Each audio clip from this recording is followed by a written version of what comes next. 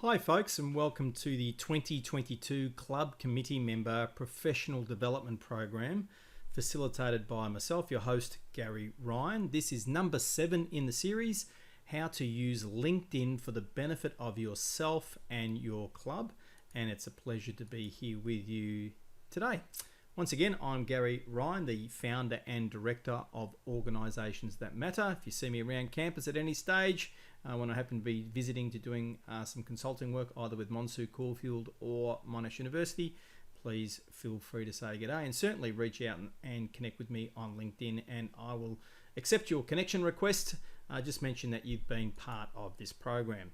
I'm also the author of the #1 Amazon Kindle bestseller, Disruption Leadership Matters, Lessons for Leaders from the Pandemic. You get $5 off and an express post upgrade if you choose to buy that book through my website at disruptionleadershipmatters.com and you use the coupon code MONSU. Of course, the book's also available on Amazon and Kindle, Audible, iBooks, and many more great online bookstores. Unfortunately, you don't get the coupon discount through those avenues, but you can certainly get it through my website. These are just a range of the organisations that I work with in addition to Monsu Caulfield, so it's a pleasure to be with you here today. What we're going to focus on is the brief welcome and introduction, help you to understand how to achieve all-star status within LinkedIn and how this status really helps with your profile moving forward. Know a simple, time-efficient strategy for maintaining contact with your connections and help you to have information to determine if it is worthwhile to create a club page on LinkedIn. Of course, we'll talk about the next and final session in this 8-part series. LinkedIn is a slow burn strategy, but you think of a hot fire around a campsite at night where you might cook up some meals. Actually, that fire is pretty hot and it burns really, really well because it's got a lot of heat and energy in it. So LinkedIn's a bit like that. It's not like the start of a fire when you light it and all these things are going to happen. You'll definitely get some benefits immediately, but the real benefit comes from the slow burn strategy, which means doing a little bit very regularly within LinkedIn. Now, as you'll see as we get towards the end, I'm a very strong advocate that you don't need to spend very much time on LinkedIn at all, but you do need to be regular. And if you do that, you'll get some terrific benefits from your career over time. So this is all about your profile strength, and the profile strength makes you appear higher in searches. And there's fundamentally 7 tests that you need to pass, and I'm going to teach you what those 7 tests are and show you how to get those 7 ticks, if you like, on your profile, which increases your profile strength and helps the algorithms work in your favor. It's pretty much that simple. So the first step is that you need to be able to identify your setup section. So you need to complete your setup section, okay? So you need to go into either the app on your phone or you go into a desktop or laptop version of the app. And the very first thing that you need to do is you need to add an image. So you see that I've got my version up on the screen for you. The look that you are suggested to take is whatever the future industry you're thinking you're going to be in at the moment, then choose that look and get an image that matches that look. The beauty with these images are, as you know from all your social media platforms, you just press edit and change it when you need to. So at the moment, if you're not 100% sure about what industry you're going to be in, that's fine. Just select one of them or an image that's going to sort of cross over multiple industries possibly, and take it from there. Now you can use smartphones. If you do that, just make sure that light's coming from behind the photographer, and in fact ideally being outside on a slightly overcast day, you don't want direct light, is going to help you with your photography if you're not sure about how to get that done. Head and shoulders only. Now LinkedIn is a platform that's really about making human to human connections. I've met people from all over the world based on LinkedIn, and now I've formed friendships with them as a real human-to-human connection. And you can too if you haven't done that already. So you want people to know who you are. So you want a relatively recent photograph, and it is something that I do recommend you consider updating once every couple of years so it's got your current look. And if you change your hairstyle dramatically, or your facial hair, if you happen to have facial hair, etc., then go and get your LinkedIn profile to match what your current look looks like in that context, but still maintain the rest of it to match whatever that future look in your career. And this is why, with that slow burn strategy and your look, you might be in first year, second year, third year, fourth year, or whatever at university, all are relevant for you to be on LinkedIn, because you're 14 times more likely to be clicked on and for people to accept your connection requests when you reach out to them, which we'll talk about later on as part of this 7 aspects that you can make sure that you've got ticks for your profile. Next, you want to complete your headline information. So what's that? Well, you can see that there for me where it says human-centered leadership coach, 21st century leadership coach, high performance culture coach, best-selling author, disruption leadership, and 5 kids, because I happen to have 5 children. I like to add something a little bit about myself. You don't have to do that, but feel free to do that. Let a bit of your personality come through in your headline, because this is what everyone sees very quickly when they click on you or they see you in their feed. So these are some suggestions. You might say a first year business student, final year art and design student, intern at whatever company if you happen to be an intern. If you're a PhD candidate at Monash University, you might say that, or even at the school that you're in. If you're an honours student, you might say that. Again, you might add in the school at the university. If you're the president of a club, which is now getting specific to why we're here, you might put the name of the club there, the treasurer of the club, etc. If you're in the Ancora Imparo Leadership Program, that's the Vice Chancellor's Leadership Program at Monash University, why not put that in your header? And as you'll see, there's multiple things that you can do. You'll see that I like to use and recommend using appropriate icons, and why not? Adds a bit of color and flavor to your personality. You'll notice most people don't use them, so why not do it to help you to stand out? Again, just make sure they're appropriate. Maybe get some feedback from some friends around you in that regard. Next, you need to select your industry, and that's, you do have to select one. There is no choice around that. So you need to go to the section down the bottom where it says industry. I have management consulting because that's what I do. So again, select the one that best describes your future industry, at least where you think you'll be at the start of your career. And again, of course, there's no such thing as getting it wrong, because you can always just click on that pencil, the edit icon, and you go and change your industry as required. And again, keep it future based, where you think you're going to be working at least for your first full-time role. Now, this is fabulous. In your profile, you actually have the option in the contact section to click on your profile. You'll see again, you've got that pencil there. In mine, you'll see it says linkedin.com/in/Gary Ryan 1. Now, despite the fact that I joined LinkedIn in 2009, and I know many of you were very, very young at 2009, and the last thing you were thinking about at that time was LinkedIn. You were probably thinking more about the Wiggles, I suspect. But you'll notice it says Gary Ryan 1, and that's because the name Gary Ryan was already taken. If you click on yours, you'll see that you've got a combination of alpha and numeric numbers that LinkedIn automatically assigns you when you join. The beauty is that you can actually edit it, and maybe you can get your name. So you might be able to reverse your name. Maybe you could use your middle initial.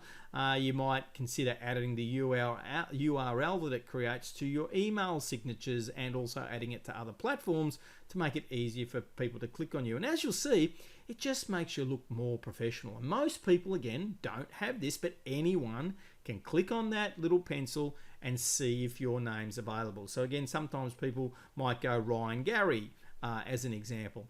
I wasn't aware of this at the time, but because I've got so many followers, it's not worthwhile for me to change it now and go to a different combination. So Gary Ryan 1 suits me fine, and that's quite conscious and deliberate now.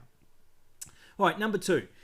In your experience, list your jobs and positions.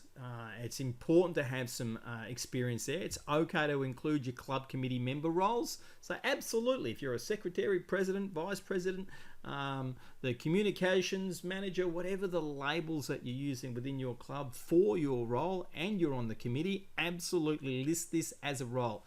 Now, lots of times when I say this, people say, but I'm not getting paid. Being a volunteer role has nothing to do with whether or not you are actually doing a job and gaining experience from that job and that role.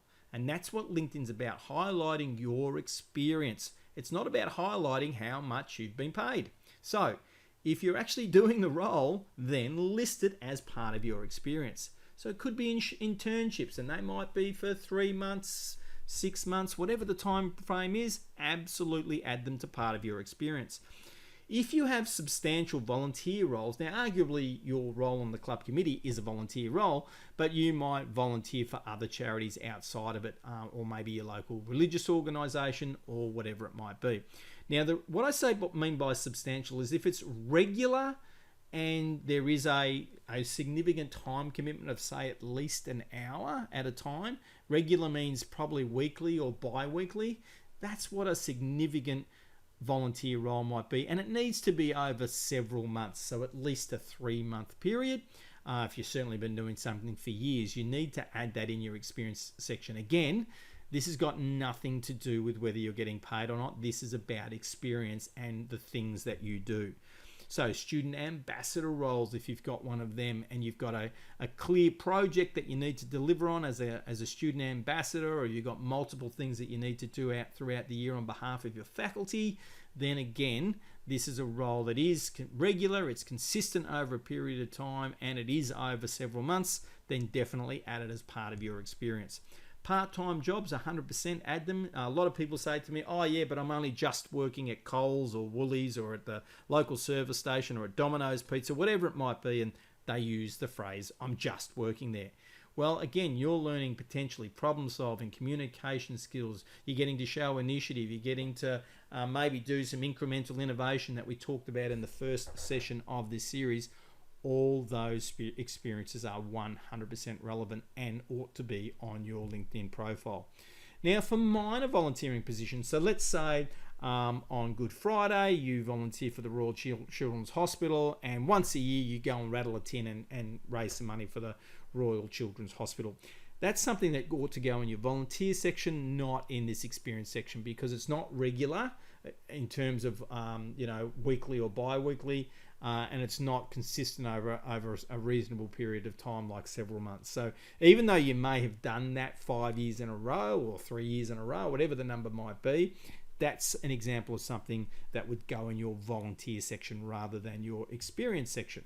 So number 3 is you need to add at least 5 skills, because when you have 5 skills, it gives the opportunity for other people to actually endorse you for those skills. And this is where you want to help each other out as committee members and go and endorse each other for skills that you believe you have actually experienced from each other. So you've got some examples there from myself, where it's got leadership development, 229 endorsements for myself. Leadership's got 193 endorsements, and it talks about other people that are highly skilled. Highly skilled means that the person has at least 99 endorsements for that particular skill. So if you can get some people that have got that level of endorsement, the way the algorithms work on LinkedIn, it works in your favor. So they contribute to that high profile status.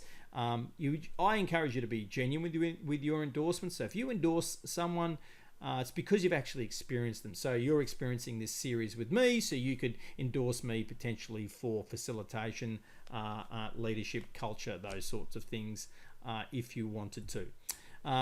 Again, keep the endorsements for each other on your from your committee genuine. And as you can see from the image on the right hand side of the screen, you can take the LinkedIn skill quiz if you aren't sure about what your skills are, so you can find at least 5 to add. Now you can add up to 50, so why not? Hey, if you're actually doing them, why not add them to their profile? You can also look at folk within your potential future industry and notice what are the skills that seem to be the highly endorsed ones of people within your industry. And again, this is the slow burn aspect of LinkedIn.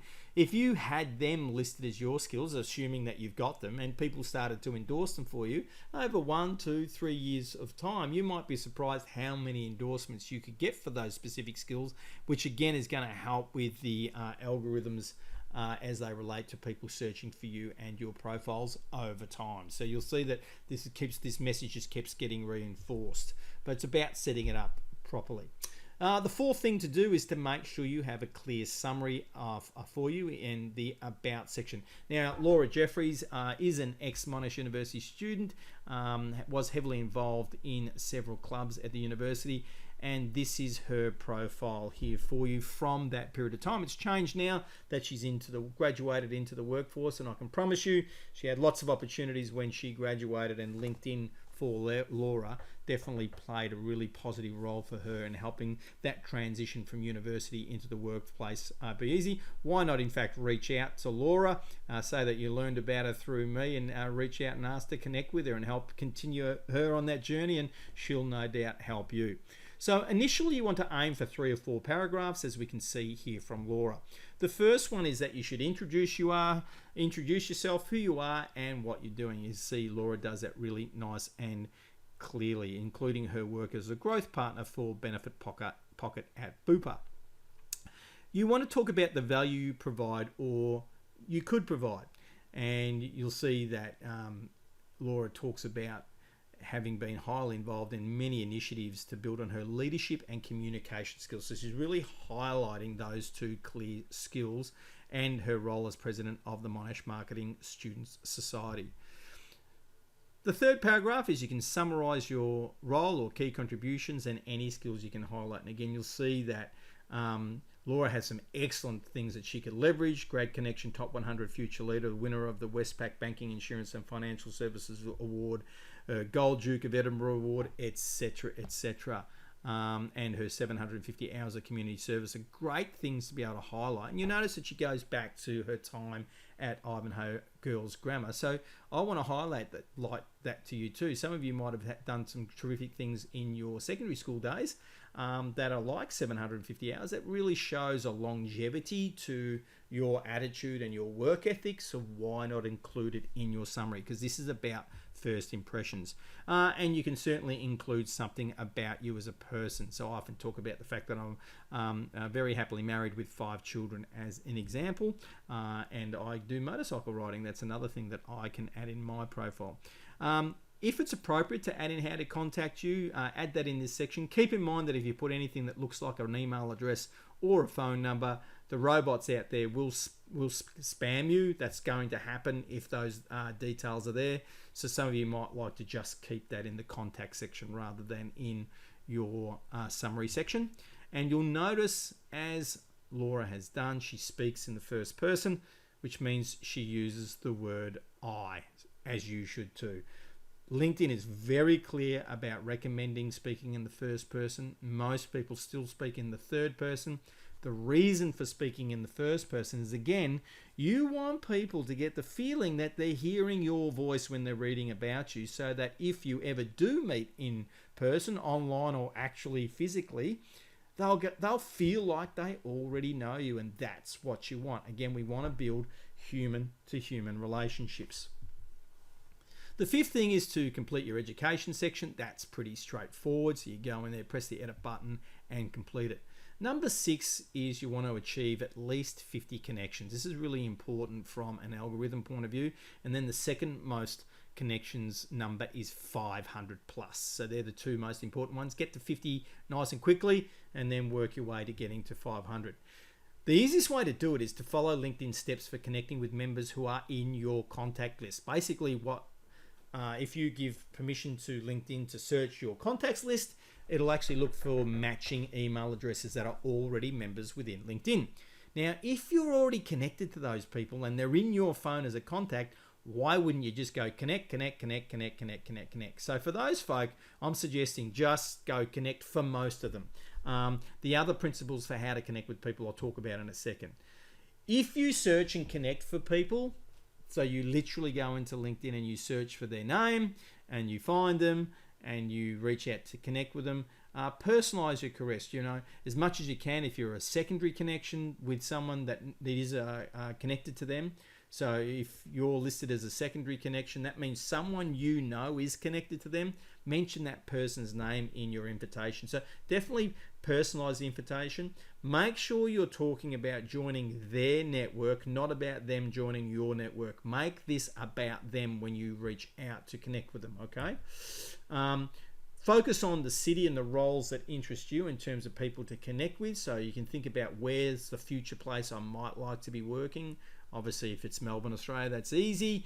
But it's just as easy for Sydney or Buenos Aires or wherever you might like to be in the world. Those people are on LinkedIn. Utilize those secondary connection opportunities I mentioned. So again, if you find that you've got people that you share connections with, mention some of their names in your connection request.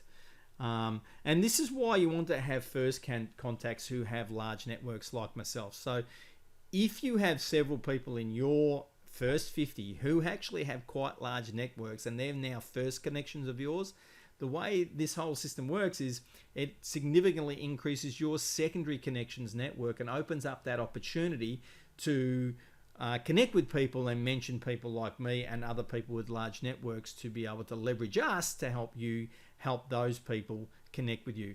It's a very well-proven neuroscience fact from a social connection point of view. If we feel that the person that's a stranger to us knows someone that we know and we trust that person that we know that knows them, we're more than likely to be open to actually building a relationship with that person, certainly online. So if you didn't know why that. And of course, if you actually do reach out to those people, personalize your invitation, they connect, then I believe you should always thank them for connecting and say something like, thanks, Gary, for connecting with me. I look forward to following your activity on LinkedIn over time. All the best. Sign off your name. Something like that. Show them that you are a human, you're not a robot, and actually you do care that they press that accept connection button. Number 7 is give and receive recommendations. So you've got the opportunity to give and receive recommendations. Now, a recommendation is 100 times more powerful than a skill endorsement. That's how powerful they are. They're nearly as good as a written recommendation for that goes on, or reference that someone might give you for a job. They're nearly that good. Now, the way to get recommendations is to actually recommend fellow committee members because you've actually experienced their role. You might seek a recommendation from an experienced person and ask them to recommend you, and maybe you might offer to draft a recommendation for them. And that's just something I really recommend, is that you actually offer to draft the recommendation, because a lot of people say, yeah, I'm happy to recommend you, and then they think, oh gosh, I've got to spend half an hour to think about what the words are. Offer to draft it for them and say, hey, would you mind recommending me? I'm happy to. Would it be helpful if I drafted gave you a first draft, and you can make any changes you like? You'll find most times people will say yes to both questions. Yes, I'm happy to recommend you, and yes, please give me a draft. And it'll be very rare they'll change that draft. So really think about their voice when you write it, but you'll be amazed at how that tactic works. Now, in terms of you're building your network, I suggest after you've done these things to get yourself set up, so this is going to take longer than 10 minutes to get started, but once you've got it all set up, 10 minutes per day is as long as you need to spend on LinkedIn, okay? So up to just over an hour per week, 70 minutes per week is plenty of time on LinkedIn. You don't need to be there for hours and hours, and this will help contribute to that slow burn strategy. The most important to go is your notifications. You'll notice that you've got your little notifications symbol in your app, and whether it's in any of the tools that you're using to access it, whether it's a desktop, laptop, tablet, or a smartphone. Now, then, post and comment on useful posts. So you'll notice with your notifications, it's going to tell you about useful posts, etc.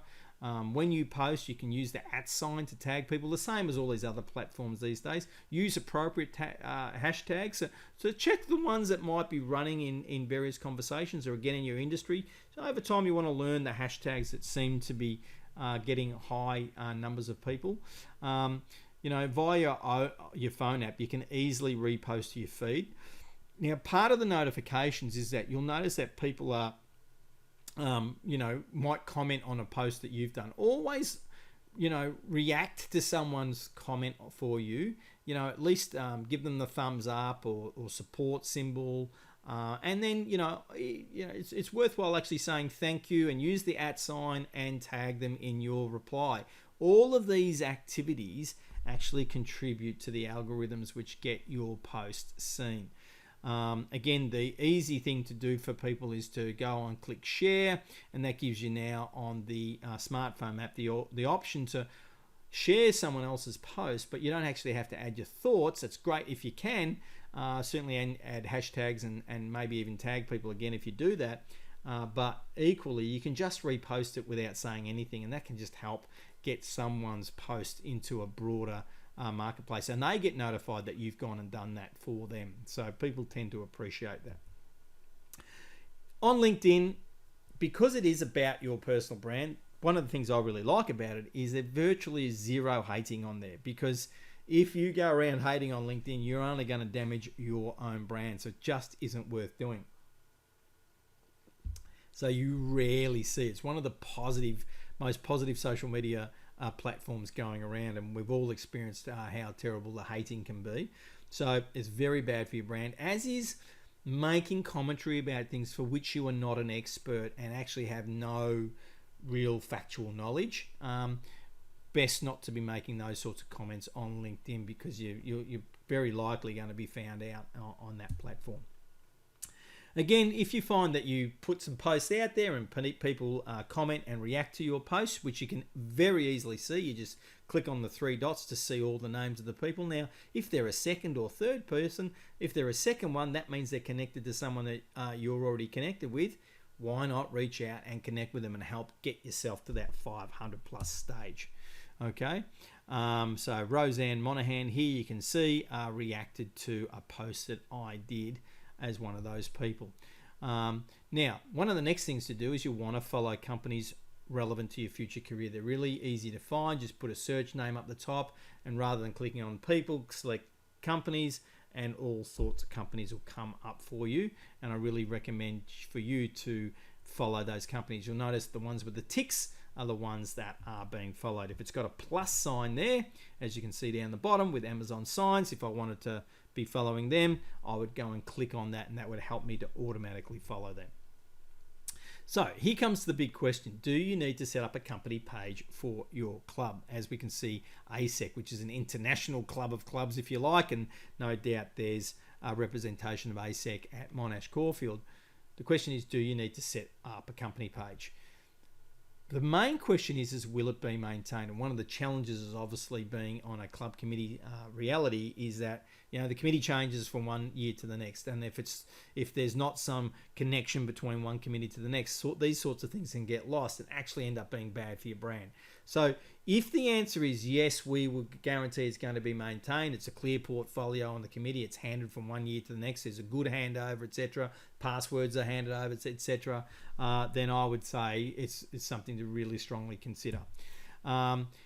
One of the things that it can give you is connection with club alumni, and that's where LinkedIn can be really powerful, because this might help you with sponsorship and other contributions from previous members that you never know, they might have got lucky financially or been really successful with their business and always felt an affinity back to the club and want to kick in and help. And why not make that as easy as possible? And that's where a club page that's really aimed at attracting alumni to it could be really, really beneficial to yourselves. Of course, if you've already got another platform that's doing this already and it's already doing it really well, you might not need to duplicate it, because that's in fact what all you might be doing is just quite simply duplicating it. So this is a question for you to ask yourselves.